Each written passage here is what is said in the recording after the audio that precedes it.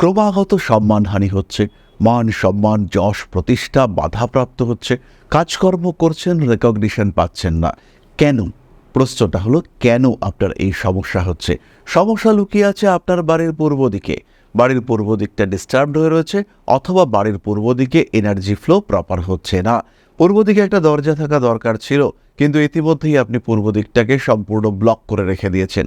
জায়গা ছোট, বাড়ি করতে গিয়ে পূর্ব দিকটাকে ব্লক করতে হয়েছে।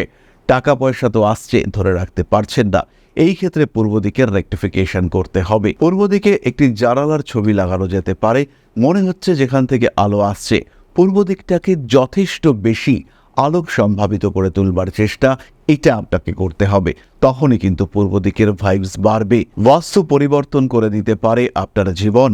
বাস্তু আপনার জীবনে নিয়ে আসতে পারে অলৌকিক উন্নতি, হিউজ ডেভেলপমেন্ট নিয়ে আসতে পারে।